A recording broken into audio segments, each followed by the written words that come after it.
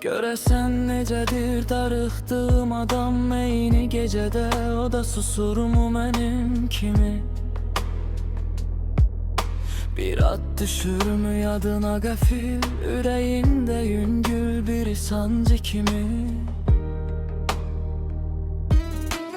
Mən burada qalıram səsim içimdə, sən də mi belə boğursan həsrəti? Gecə uzandıqca əllərim boşda bir yol axtarır sanki sənə tərəfi. Görəsən darıxmaq onda da varmı? Yoxsa tək mənəm bu hissin əsiri? Bir ürək sızısı keçirmi səni də, adımı eşidəndə gizli gizli? Bir yarım qalmış sevda kimi, o da darıxıb axtarırmı məni?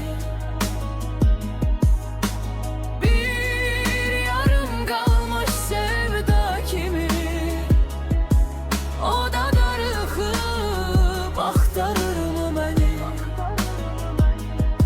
Bəzən elə gəlir qapın açılacaq, sən gələcəksən, elə bil heç nə olmayıb. Amma bu sükutun içində yenə eyni boşluq, eyni kölgə dayanır.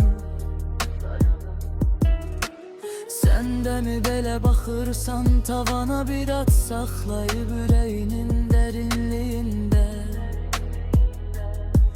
Mənim kimi itirirsən yolu bir xatirənin dar küçələrində? Görəsən darıxmaq onda da varmı? Yoxsa tək mənəm bu hissin əsiri? Bir ürək sızısı keçirmi səni də, adımı eşidə